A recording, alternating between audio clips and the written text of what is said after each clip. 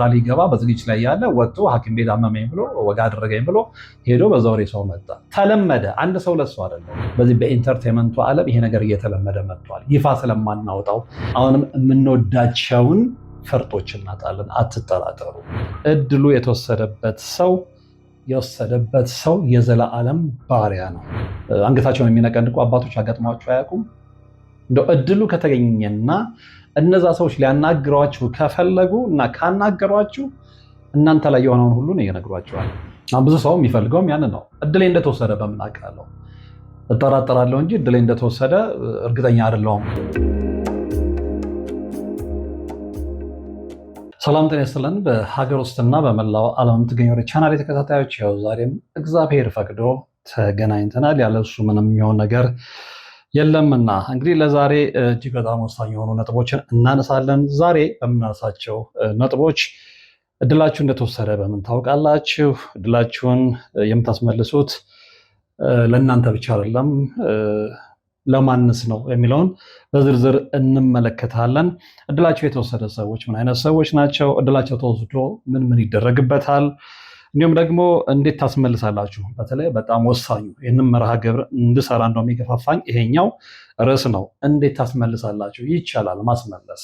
መንገዱን ላወቀ ሰው በደንብ ይቻላል እና እሱን እንመለከታለን። ግን እድላችንን ለማስመለስ ምን አይነት ጸሎት ነው፣ እንዴት ነው መጸለይ ያለብን የሚለውንም አብረን እንመለከታለን። ግን ከዛ በፊት በደንብ እንድትረዱ የምፈልገው ምንድነው እድሉ የተወሰደበት ሰው የዘላለም ባሪያ ነው። ይህንን በደንብ አምናችሁ ልትቀበሉ ትችላላችሁ። ስለዚህ ማን ነው ባሪያ ለመሆን የተፈጠረው? ማን ነው ባሪያ ለመሆን የሚፈልገው? ማንም ሰው አይፈልግም። እድላችንን ማስመለስ እንችላለን ወይ? እንዴት ነው የምናስመልሰው የሚለውን በደንብ እንመለከታለን። አዎ ማስመለስ ይቻላል። ቀጥታ ወደ መርሃ ግብሩ ልውሰዳቸው። እንግዲህ ከዚህ በፊት ስለ እድል መወሰድ ብዙ ብለናል። እንደውም እድልን ማዞር በሚለው እናስተካክላል ብያችኋለሁ ከዚህ ቀደም። አንዳንዶቻችሁ ያንን ስለለመዳችሁት ነው መሰለኝ አሁን ደጋግማችሁ የምትጠይቁኝ እድልን ማዞር የሚለውን ሳይሆን እድልን መውሰድ የሚለው ነው። ኤኒዌይ ችግር የለውም። እናንተ አንደርስታንድ እንድታደርጉት ብቻ ነው የምፈልገው ወደ ነጥቡ ስንሄድ ማለት ነው። እና በተመቻችሁ ውሰዱት። ዋናው ግን ያስኬዳል የምለው እኔ ያንን እድል ከአንድ ሰው ወስዶ ወደ ሌላው ትራንስፈር ማድረግ በሚለው ነው። ኤኒዌይ ከዚህ በፊት የለመድነው እድልን መውሰድ እድልን ማስወሰድ በሚለው ስለሆነ ግድ የለም በዛም ልንሄድ እንችላለን። ግን ዋና ዋና ነጥቦቹን እንመልከት። እንግዲህ አንደኛው ሲጀመር እድል ይወሰዳል ብለን የምናምን ከሆነ ኦፍኮርስ ይወሰዳል። አንዳንዶች በጣም ሬር የሆኑ ሰዎች ወይ በጣም የሚቆጠሩ ሰዎች ኧረ በፍጹም እድል አይወሰድም ቢሉም አሁን ግን ብዙ ሰዎች እየገባቸው ስለሆነ እድል እንደሚወሰድ እድል ይወሰዳል። እሱን መጀመሪያ አምኖ መቀበል ነው። በደንብ እድል ይወሰዳል። የብዙዎች እድል ተወስዶ የብዙዎች እድል ወደ ሌሎች ዞሮ ብዙዎች መኖር የሚገባቸውን ህይወት እየኖሩ አይደለም። በፍጹም እጅና እግራቸው ታስሮ ቤታቸው ውስጥ ቁጭ ብለዋል፣ በክፉ ሰዎች ተግባር ማለት ነው። ስለዚህ እድል ይወሰዳል። እሱን አምነን እንቀበል። የመጀመሪያው ስቴፕ እሱ ነው። ያንን ካመንን እድላችን እንደተወሰደ በምን እናውቃለን? ብዙ ሰው የሚፈልገውም ያንን ነው። እድሌ እንደተወሰደ በምን አውቃለሁ? እጠራጠራለሁ እንጂ እድሌ እንደተወሰደ እርግጠኛ አይደለሁም የሚል ጥያቄ የሚያነሱ ሰዎች አሉ። ብዙዎቻችሁም እኔ ጋር እየደውላችሁ ያንን ትጠይቁኛላችሁ። 3 ነጥቦችን ልንገራችሁ። አንደኛው ጸጋው በተሰጣቸው በሚያውቁ ሰዎች ይነገራቸዋል። ገዳም ሄዳችሁ ይሄ አጭበርባሪውን አይደለም። ይሄ ዝም ብሎ ልብስ ከመርካቶ ገዝቶ አጥልቆ ምናምን አቅልሃለሁ የሚለውን አይደለም። በሱ እንዳትሸውዱ።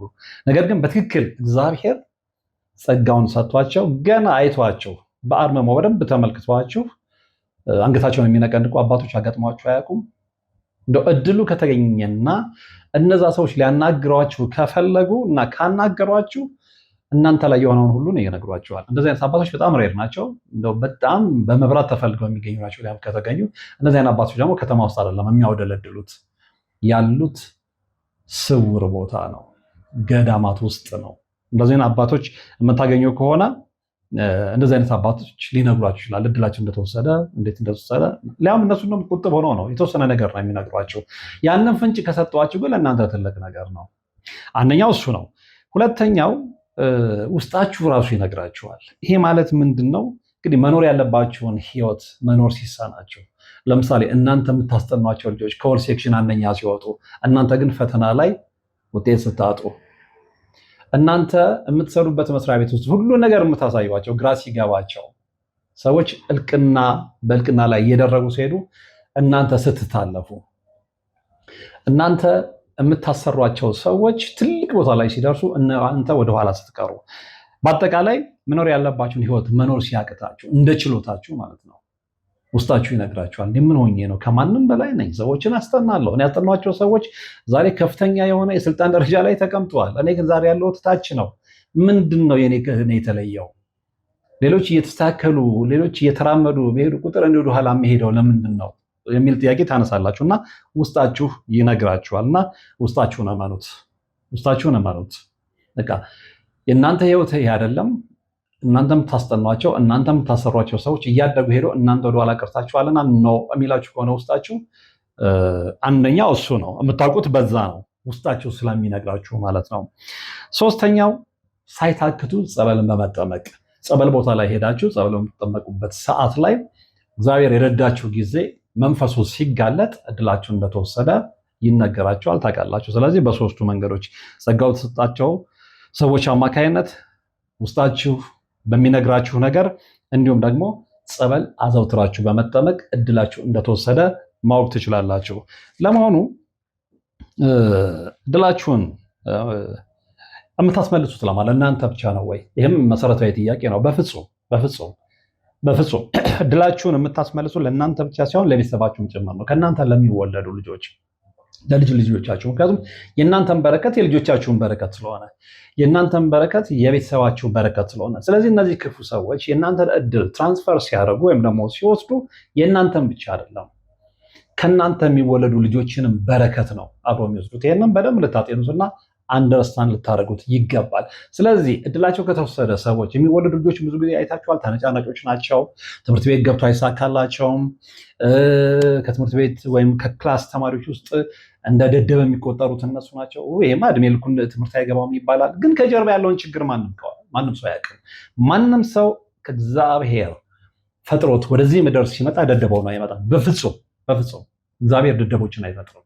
እግዚአብሔር መልካም ሰዎችን ነው የሚፈጥረው። እግዚአብሔር በጣም ብሩህ አእምሮ ያላቸውን ሰዎች ነው የሚፈጥረው። ነገር ግን ወደ ምድር ከመጣም በኋላ ነገሮችን የምናበላሸው እኛ ስለሆነ ነው ነገሮች መንገዳቸውን የሚቀይሩት። እና እድላችሁን የምታስወስዱ ወይም ደግሞ እድላችሁ የሚወሰድባችሁ ሰዎች የእናንተን ብቻ አይደለም እድል የምታስወስዱ፣ በረከት የምታሳጡት እናንተን ብቻ አይደለም፣ ልጆቻችሁም ይሄ ነገር እንደሚተርፍ አውቃችሁ በምንም ተአምር ያንን እርግጠኛ ከሆናችሁ እድሌ ተወስዷል ብላችሁ የምታምኑ ከሆነ እድላችሁን ሳታስመልሱ በፍጹም ማረፍ አይገባችሁም።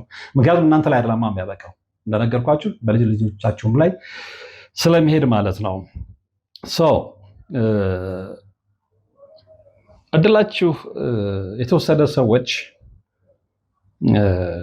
ለሌላው ምን አይነት መንገድ ነው የሚከፍቱት የሚለውንም ነገር ስንመለከት እንግዲህ ብዙ ሰዎች እድላቸው ይወሰድና እድላቸው ተወስዶ ፋብሪካ ይከፈትበታል፣ የማዕረግ ተማሪ ይሆናል፣ በህይወታችሁ ይጌጣል፣ አንዳንዶች ባህር ማዶ ይሻገሩበታል፣ ቢዝነስ ይሰሩበታል፣ እልም ያሉ ነጋዴዎች ይሆናሉ።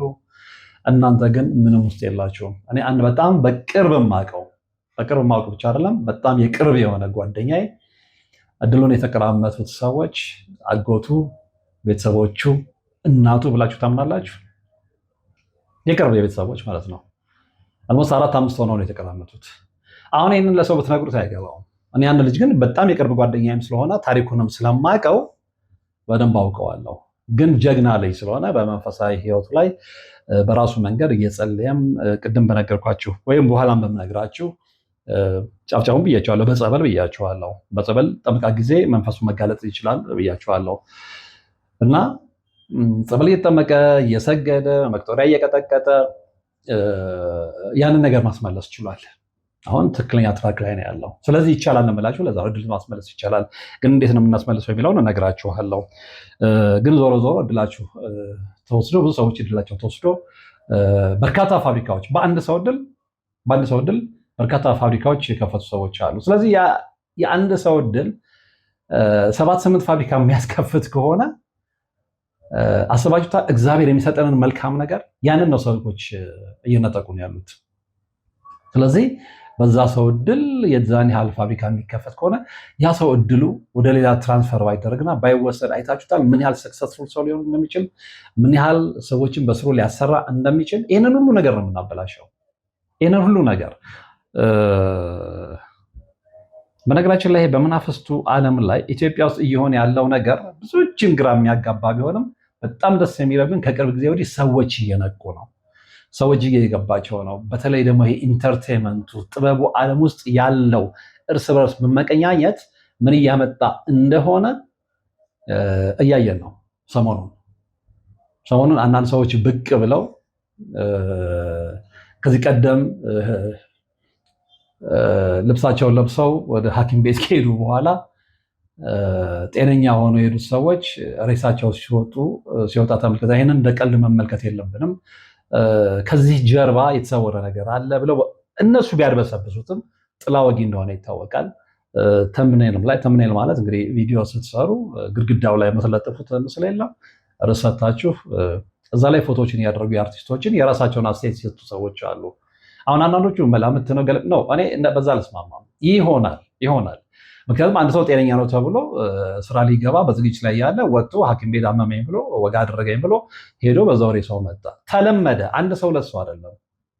ሄዳችሁ አርት ውስጥ በእንደዚህ አይነት ሁኔታ የሞቱ ሰዎችን ቁጥር እናንተው ልትቆጥሩ ትችላላችሁ። ስለዚህ ይህንን ነገር እኛ እያደበሰበሰን ስለምናልፈው ነው እንጂ ኢትዮጵያ ውስጥ እርስ በርስ መጠላለፉ በተለይ ደግሞ እንደነገርኳቸው ልክ እንደ የውጭው በሽታ ተጋብቶብን በዚህ በኢንተርቴንመንቱ ዓለም ይሄ ነገር እየተለመደ መጥቷል። ይፋ ስለማናወጣው እንጂ ያው ነገር ያነሷል ሆኖ ነው ይህንን እየነገርኳቸው ያለው። ስለዚህ በደንብ አካባቢያችን ልንመረምር ይገባል። ይሆናል፣ ይሰራበታል። ሰዎች ክፎች እየሆኑ ነው። ስለዚህ አንድ ሰው አውትሻን ሲያደርግ እሱን ይዞ ማስቀረት፣ አውትሻን ሲያደርግ መቅጨት፣ አውትሻን ሲያደርግ ደቂቅ በሆነ መሳሪያ ማጥፋት፣ በጥላ ወጊ መግደል እየተለመደ መጥቷል። ግን እንዲወራ አይፈለግም። ይህ ነገር በደንብ ፍንትው ብሎ በደንብ የሰው መነጋገሪያ ሆኖ ካልተነጋገርንበት አሁንም የምንወዳቸውን ፈርጦች እናጣለን። አትጠራጠሩ። ምክንያቱም ማውራቱ ነው ወንጀል እንጂ እዛ ጋር ለሚሰሩት ሰዎች ወንጀል አልሆነላቸው አልመሰላቸውም፣ ወይም ደግሞ መጥፎ ስራ አልመሰላቸውም። እነሱ እነዛን ሰዎች ቀብረው ወይም ደግሞ እነዛን ሰዎች አጥፍተው በእነሱ ላይ እነሱ ተረማምደው አውትሻይን ማድረግ ነው የሚፈልጉት ነው። ይሄ በደንብ የሰው መነጋገሪያ ሆኖ ወደ እልባት መምጣት ይኖርብናል እንጂ አለበለዛ እንደተጠፋፋን እንቀጥላለን። ሌላው እንግዲህ ምንድነው እንዴት እናስመልሰዋለን ነው። በዚህ ደረጃ ከተነጋገርን ስለ እድል እንዴት እናስመልሰዋለን። ከዛ ፊት ግን አንድ ነጥብ ላንሳ። ይሄው ምንድነው እድላቸው የሚወሰድባቸው ሰዎች ምን አይነት ናቸው፣ ምን አይነት ምልክት ያሳያሉ የሚለውን ከዚህ በፊትም ስለሰራሁበት ዝም ብዬ ሃይላይት እንዲሆናቸው ለፍተው አይሳካላቸውም የሰው መጠቀሚያ ይሆናሉ እንጂ እነሱ አይጠቀሙም። ሁሌም እንደተጸጸቱ ነው፣ ሁሌም እንደተበሳጩ ነው። ሰው ያስጠላቸዋል፣ ራሳቸውን ከሰው ያገላሉ። ምንም ነገር አይጥማቸውም። አመዳፋሾች ናቸው። ከሰው ከመደባለቅ ይልቅ ቤታቸው ዘግተው ስራ አስጠልቷቸው ካልጋቸው ላይ አለመውረድን የሚመርጡ ናቸው። ጨለማ ክፍል ውስጥ መቀመጥ ያስደሳቸዋል።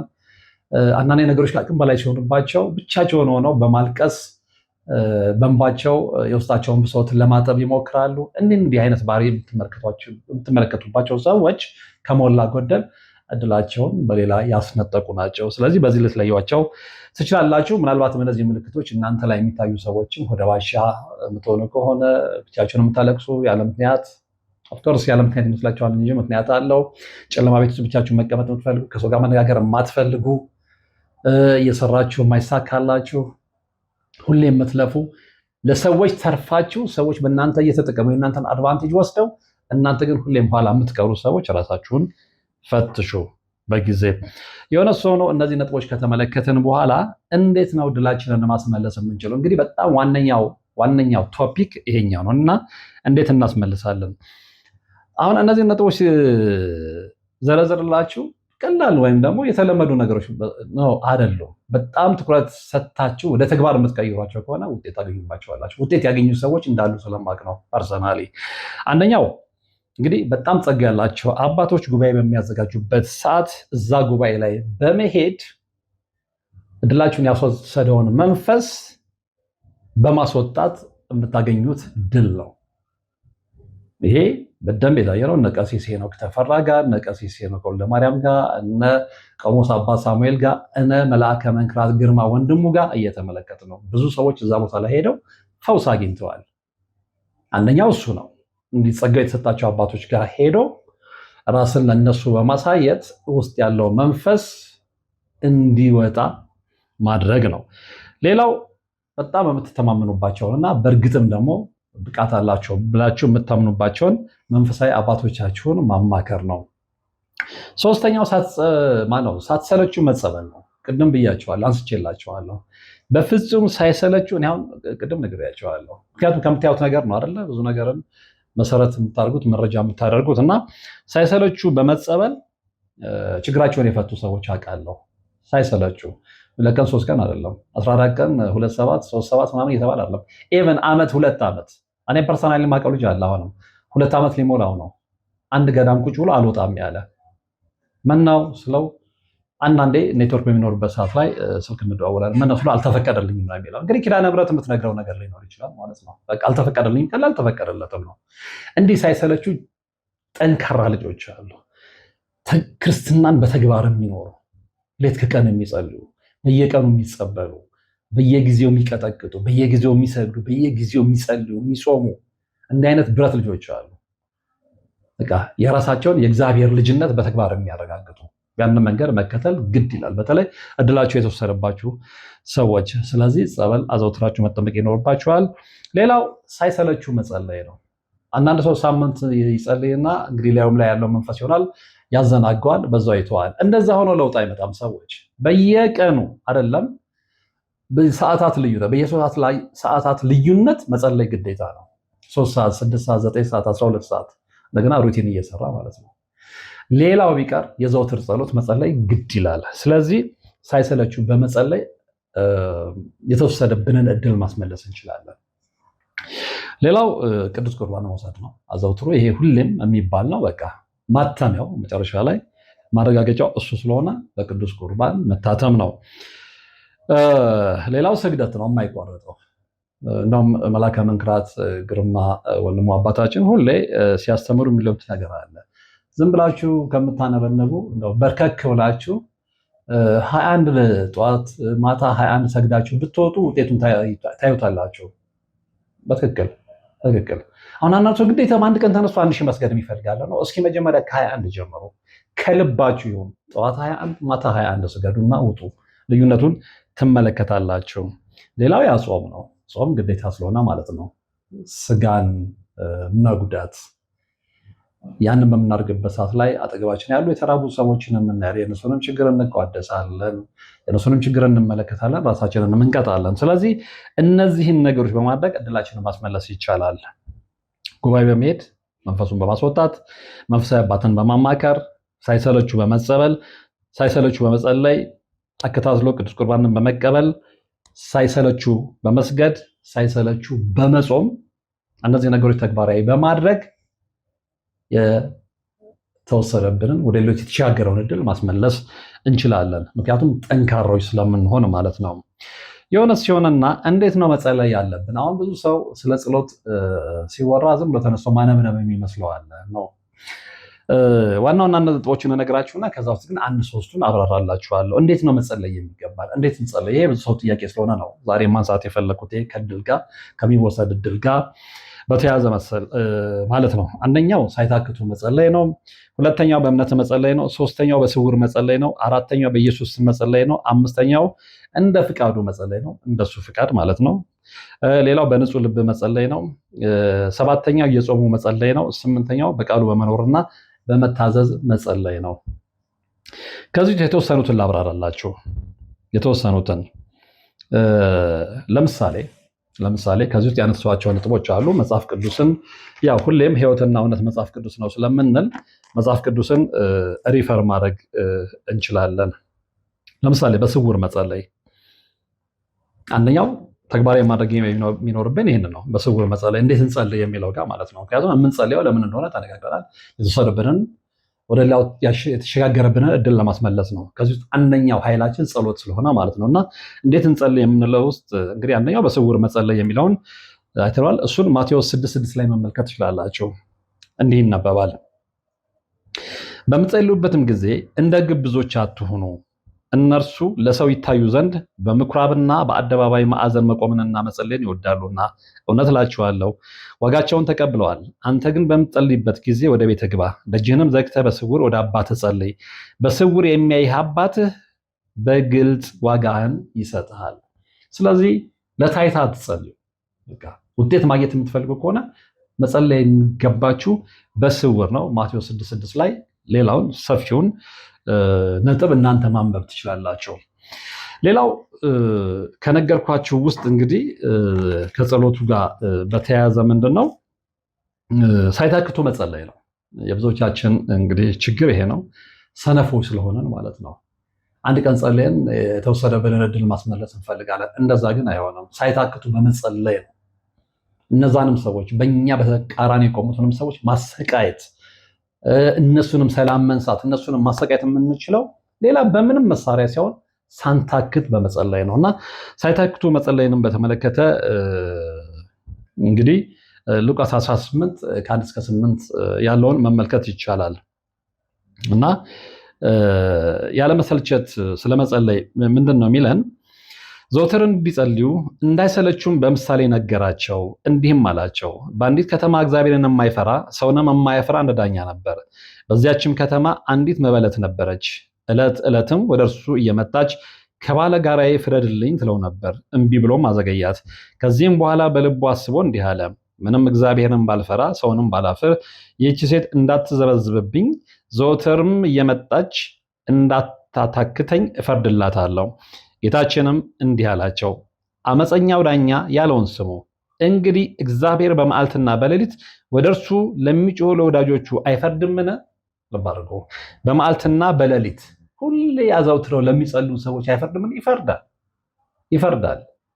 ከልባችን የምንለምነው ከሆነ ከልባችን የምንጠይቀው ከሆነ የማይፈርድበት ምንም ምክንያት የለም እና ይሄንን ሲያስረዳን ነው። ወይስ ቸል ይላችኋልና? እላችኋለሁ፣ ልብ አድርጉ፣ እላችኋለሁ ፈጥኖ ይፈርድላችኋል። ነገር ግን የሰው ልጅ በመጣ ጊዜ በምድር ላይ እምነትን ያገኝ ይሆን? ይሄ ነው ትልቁ ችግራችን። ከእምነት ውጭ ነን። በአንደበታችን ነው የምናነበንበው እንጂ ከልባችን በእምነት ሆኖ ሳንታክት የመጸለይ ልምዱ ካለን ራሱ ጌታችን መድኃኒታችን ኢየሱስ ክርስቶስ እንደነገረን እግዚአብሔር በመዓልትና በሌሊት ወደ እርሱ ለሚጮሁ ለወዳጆቹ አይፈርድምን? ወይስ ቸል ይላችኋልና ብሎ እላችኋለሁ ፈጥኖ ይፈርድላችኋል። ነገር ግን የሰው ልጅ በመጣ ጊዜ በምድር ላይ እምነትን ያገኝ ይሆን ሲል ነው የሚጠይቀውና በእምነት ሆነን የምንጸልይ ከሆነ መልስ የማናገኝበት ምንም ምክንያት የለም እና እንግዲህ መጨረሻ ላይ ሌላው የምንመለከተው ነገር ምንድን ነው? በኢየሱስ ስም ስለመጸለይ ነው። በጌታችን በመድኃኒታችን በኢየሱስ ክርስቶስ ስም አንደኛው እንግዲህ የጸሎት አይነት እሱ ነው። በሱ ስም መጸለይ ነው። ኃይል ስላለው፣ ስሙ ኃይል ስላለው፣ የጌታችን የመድኃኒታችን የኢየሱስ ክርስቶስ ስም ኃይል ስላለው፣ ሰይጣን አጋንንት ከምንም በላይ የሚፈራው የኢየሱስ ክርስቶስን ስም ስለሆነ ማለት ነው እና እሱንም በተመለከተ እንግዲህ ዮሐንስ 14 ከ13 እስከ 14 መመልከት እንችላለን። እኔ ግን ከ12 ነው የምጀምርላችሁ። ዋናው ነጥብ 13 ላይ ቢሆንም እውነት እውነት እላችኋለሁ በእኔ የሚያምን እኔ የምሰራውን ስራ እርሱም ይሰራል፣ ከዛም የሚበልጥ ይሰራል፣ እኔም ወደ አብ እሄዳለሁና ይለንና 13 ላይ አብ በወልድ ይከብር ዘንድ በስሜ የምትለምኑትን ሁሉ አደርግላችኋለሁ። በስሜ የምትለምኑትን ሁሉ፣ በስሜ የምትጸልዩትን ሁሉ በኢየሱስ ክርስቶስ መጸለይ ዋጋ እንደሚያሰጥ በደንብ ነው እየነገረን ያለው።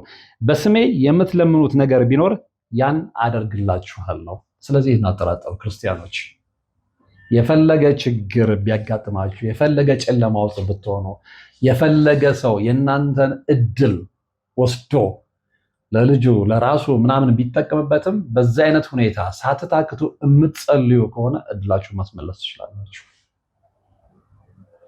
ይህ ግን ያዘለቀቅ በማድረግ አይደለም።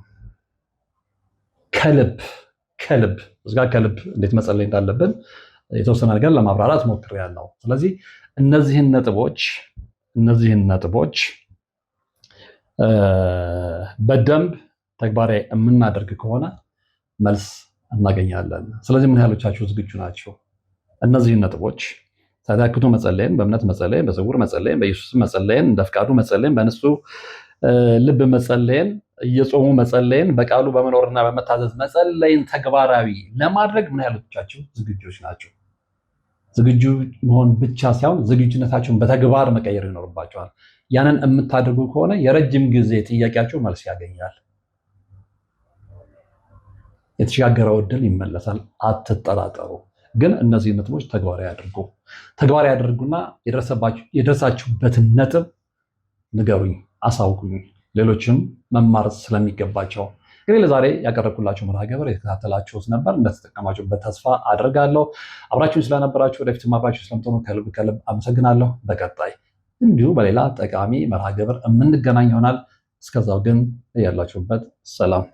የአጋዕዝተ ቅድስት ሥላሴን 17 ዓመት በሙሉ በጭራሮ ግድግዳ መቆም መስማት ለተዋህዶ ልጆች ልብ የሚሰብር ትልቅ ሐዘን ነውና እጃችሁን ዘርጉ ባልነው መሠረት አላሳፈራችሁንም።